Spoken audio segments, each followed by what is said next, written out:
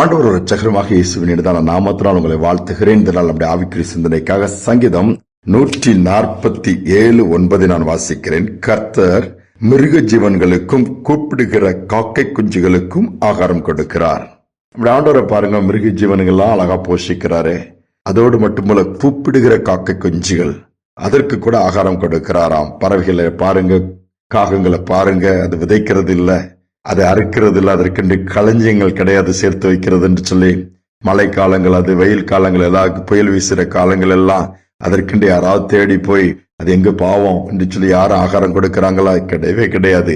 ஆனால் அவைகளையும் கர்த்தர் அழகாக போஷிக்கிறார் பாருங்கள். அதைத்தான் வேதம் சொல்கிறது.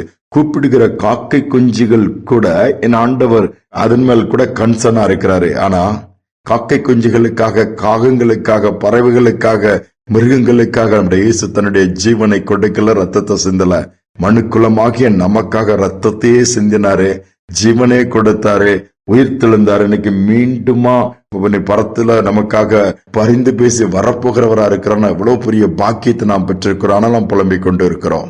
அநேக நேரம் நாமளே முடிவு பண்ணிடுவோம், நம்ம ஜபத்துக்கெல்லாம் ஆண்டவர் இங்க பதில் கொடுப்பார், நம்முடைய கூப்பிடுதலுங்க அவர் சமூகத்தை போயிட்ட போது அந்த எண்ணங்களெல்லாம் மாற்றி பறவைகளுக்கும் மிருகங்களுக்கும் ஐந்தறிவுன்னு சொல்லுவாங்க, ஆத்மா இல்லாத அவைகளுக்கே என் தேவன் முக்கியத்துவம் கொடுத்து அவைகளையும் கவனிக்கிறவர். நம்மை போஷிக்க மாட்டாரா? நடத்த மாட்டாரா? ஏற்ற நேரத்துல காரியங்களை செய்ய மாட்டாரா? அனாதையாகவா விட்டுவிட போறார்? விட்டுவிடவே மாட்டார். ஜார்ஜ் முல்லர் என்கிற தேவனுடைய ஊழியக்காரருடைய வாழ்க்கை முழுவதுமே விசுவாசத்துல ஓடுற ஒரு வாழ்க்கை தான். முழங்காலே மணிக்கணக்க நிற்பார், வேதத்தை வாசிப்பார், தியானிப்பார், ஜெபிப்பார். 10,000க்கும் அதிகமான அனாதை பிள்ளைகள் அவர் பராமரித்து வந்தார். அவருடைய வாழ்க்கை முழுவதும் ஜெபந்தான். ஜெபத்தோடு அவருடைய வாழ்க்கை ஊறி போய்விட்டது. அடுத்த நேரம் அந்த 10,000 பிள்ளைகளுக்கு உணவுனாலும் கவலைப்பட மாட்டாரு. முழங்கால் படிட்டு ஆண்டவர் நோக்கி பார்ப்பாரு. சரியான நேரத்தில் அந்த பிள்ளைகளுக்கு வேண்டிய உணவு வந்து சேர்ந்து விட, எங்க இருந்து எப்படின்றலாம் தெரியாது. அவருடைய ஜெபத்திற்கு அவ்வளவு வல்லமை உண்டு. ஆண்டவர் அப்படித்தான் அற்புதம் செய்தார். அவர் ஜெப டைரின்னு ஒண்ணு வச்சிருப்பாராம். அதுல எல்லாம் ஜெப விண்ணப்பத்தை ஃபர்ஸ்ட் எழுதி ஜெபிக்க ஆரம்பிப்பாராம். ஜெபித்ததோடு நாம என்ன பண்ணுவோம், ஜெல்லாம் தூக்கி போட்டு போயிருவோம். 2 நாள் ஜெபித்து பார்ப்போம், பதில் வராவிட்டால் இனி ஆண்டவர் அதற்கு பதில் கொடுக்க மாட்டாருன்னு சொல்லி நம்ம லைனை மாத்திக்கொள்ள ஜெபிப்பதை நிறுத்திட்டு வேற காரியத்துக்கு போயிருவோம். அவர் அப்படி அல்ல. ஒரு காரியத்திற்காக ஜெபிப்பார், ஒவ்வொரு காரியத்துக்கு எழுதி வைத்துக் கொள்வார். இந்த காரியத்திற்கான பதில் வந்தவுடன் அதையும் நோட் பண்ணி ஆண்டவருக்கு நன்றி செலுத்துவாராம். பதில் வராத விண்ணப்பங்கள் இருந்தா திரும்பவும், ஆண்டவரே உம்மிடத்தில் நான் சொல்லியிருக்கேன், நீங்க ஏற்ற நேரத்தில் அதை செய்ய வல்லவரா இருப்பதற்காக ஸ்தோத்திரம் என்று சொல்லி நன்றியுள்ள மனதோடு முறுமுறுக்காமல் அதற்காகவும் தொடர்ந்து ஜெபிப்பாராம். பதில் வர வரை அதை விட மாட்டாராம். நாம இப்படி கொஞ்சம் யோசித்து பாருங்க. நம்ம ஆண்டவர் நோக்கி கூப்பிடுறோமா, அல்லது வேற யாராவது உதவி செய்ய மாட்டாங்களா? யாரும் எனக்கு இல்லையே, அவங்களுக்கெல்லாம் அவங்க இருக்கிறாங்க, இவங்க இருக்கிறாங்கன்னு சொல்லி உலகத்தில் உள்ளவங்களையும் தேடிட்டு கூப்பிட்டு இருக்கிறோமா?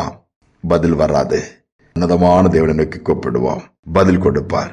அவர் நிச்சயமாக கூப்பிடுகிற காக்கை குஞ்சுகளுக்கு பதில் கொடுக்கிறவர், போஷிக்கிறவர்.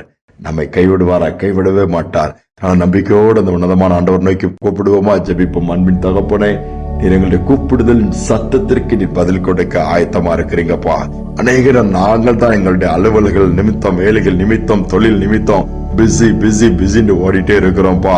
அந்த சராசரங்களை படைத்து ஆளுகை செய்தமுடைய கட்டுப்பாட்டுக்குள்ள வச்சிருக்கிறீங்கப்பா. அல்லது உலகம் எப்பவுமோ ஒண்ணு இல்லாம போயிருக்கும், அழிந்து போயிருக்கும். ஆனால் நீ எங்களுடைய சத்தத்திற்கு செவி கொடுக்கிற தேவனா இருப்பதற்காக ஸ்தோத்திரம். இந்த நாளிலும் கூட வேதனையோடு கூப்பிடுகிற பிள்ளைகள் இருக்கலாம், பலவீனத்திலிருந்து கூப்பிடுகிற பிள்ளைகள் இருக்கலாம், மரண கட்டிலிருந்து விடுதலை கிடைக்காதான்னு கூப்பிடுகிற பிள்ளைகள் இருக்கலாம், என்னும் குடும்பத்திலே சமாதானத்திற்காக ஏங்குகிற பிள்ளைகள் இருக்கலாம், தன்னந்தனியாக நான் அனாதையா இருக்கிறேன்னு எனக்கு யாருமே இல்லைன்னு சொல்லி அங்கலாய்க்கிற பிள்ளைகளை கூட இந்த நாளிலே கண்ணோக்கி பார்த்து நீர் வலதுகையை பிடித்து கூட துணை நிற்கிறேன்னு சொல்லுங்க, இருக்கிறேன்னு சொல்லுங்க, தேவைகளை சந்திக்க வல்லவர் என்பதை காண்பீங்கப்பா. தடைகளோட எட்டும், நன்மைகள் தொடரட்டும். இதை கேட்கிற ஒவ்வொரு பிள்ளைகளுக்கும் கிருபை உண்டாகட்டும். இந்த நாள் உம்முடைய பிள்ளைகள் கூப்பிடுற சத்தத்துக்கு நீர் செவி கொடுக்கிற நாளாய், பதிலை பெற்றுக் கொள்கிற நாளா இருக்கட்டும். தாழ்த்தி ஒப்புக் கொடுக்கிறேன். துதிக்கான மகிமை எல்லாவற்றையும் உமக்கு செலுத்துகிறேன். நாமத்தில் வேண்டிக் கொள்கிற நாள பிதாவே, ஆமேன், ஆமேன். கூப்பிடும் யாவருக்கும் நம்முடைய ஆண்டவர் மிக அருகில் இருக்கிறாரா? உண்மையா கூப்பிட்டா நிச்சயமா கேட்டு பதில் கொடுப்பார். நீங்கள் அதை காண்பீர்கள், பெற்றுக் கொள்வீர்கள். இந்த சிந்தனையோடு இந்த நாளை தொடருவோம். மீண்டுமாய் நாளை தினம் சந்திப்போம்.